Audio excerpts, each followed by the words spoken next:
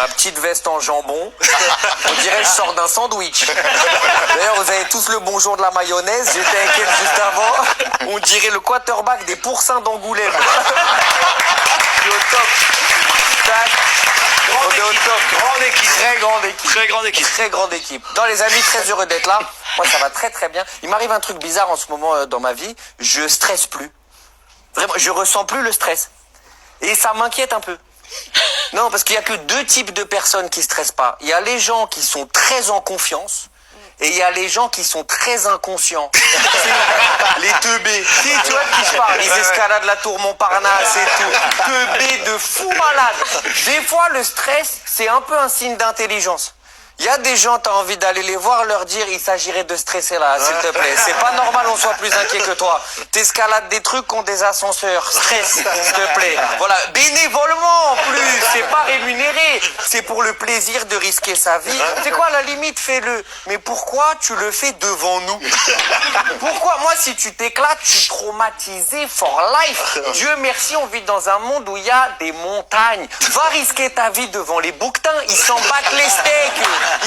En vrai, on oublie des fois que c'est pas parce que c'est impressionnant que c'est pas stupide. On oublie. Regarde-moi, admettons là, je me penche, je mets ma tête dans ma poche. C'est impressionnant. Mais c'est stupide de fou. C'est stupide. Super bête. Donc bref, je stresse plus, je te jure. Et je pense même que le stress dans la vie, il n'y en a pas besoin. La majorité du temps, il n'y en a pas besoin. Je dis ça parce que longtemps, j'ai cru que j'en avais besoin. J'ai cru que ça me motivait et tout. Ouais. Et en fait, c'est l'inverse. Le stress, ça te bloque. Je sais pas si ça vous arrive des fois, t'es tellement stressé, t'arrives même pas à pisser. Ça t'arrive ça? Alors que c'est un mécanisme de base, hein. T'es là, les toilettes, elles te regardent comme ça, elles disent quoi? Je te plais pas, c'est ça? Non, j'ai plein de trucs dans la tête, c'est la première fois que ça m'arrive. Quoi que tu fasses dans la vie, tu le fais mieux quand t'es calme. Vraiment quand t'es calme. Et en plus, ça aussi, peut-être ça vous arrive, la majorité du temps, le stress, on l'invente. De toute pièce, il n'existe pas. Admettons, t'es chez toi, tout va bien. T'es dans ton canapé, tout va bien. Et là, tu te dis, imagine, il se passe ça.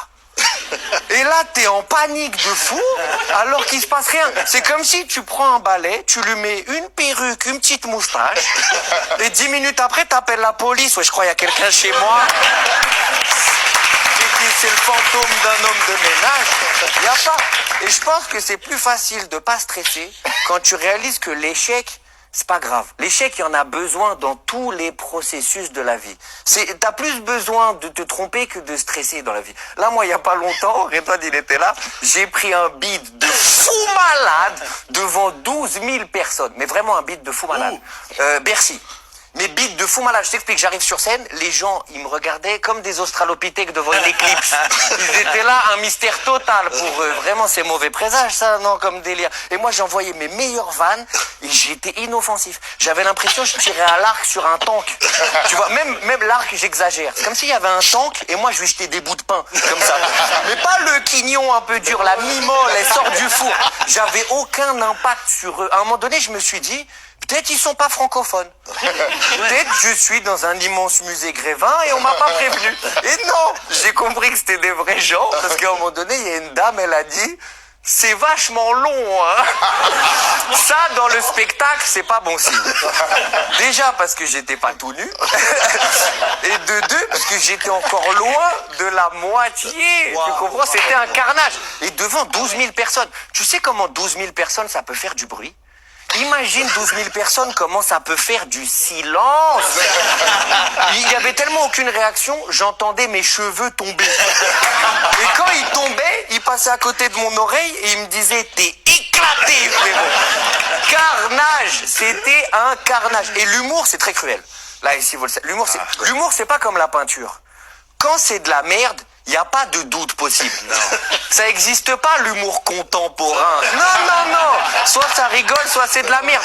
Une blague, c'est comme un penalty. Si la balle, elle est pas rentrée, tu peux pas dire, non, mais je pense qu'il y a but quand même. Non, frérot. Et quand c'est de la merde, tout le monde est au courant. Et quand tu sors de scène, tu dois affronter le regard des gens et tu dois rester digne. Tu vois, pour faire une image, c'est comme si tu viens de perdre la finale de la Coupe du Monde et là, il y a Macron, il vient de parler. Tu peux pas lui mettre une balayette. Tu peux pas. Tu dois rester digne. tu prends une tarte comme ça et que tu te relèves, après, il n'y a plus rien qui t'atteint. C'est pour toi, tarte t'atteint. Ça, c'est pour toi. C'est pour toi. Ouais, je sais que t'es friand de ce genre de trucs. C'est vraiment pour toi. Mais vraiment, tu prends ça, après, moi, aujourd'hui, une meuf, elle me laisse en vue, je dors tranquille. Il y a 12 000 personnes, ils m'ont laissé en vue en live.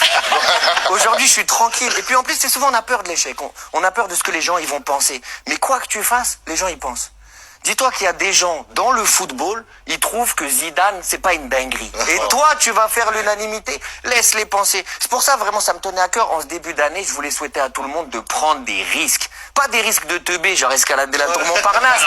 Des risques intéressants, tu vois, sortir de ta zone de confort, aller explorer les limites. Et surtout, pas avoir peur de l'échec. Parce que l'échec, c'est le meilleur professeur. Merci les amis.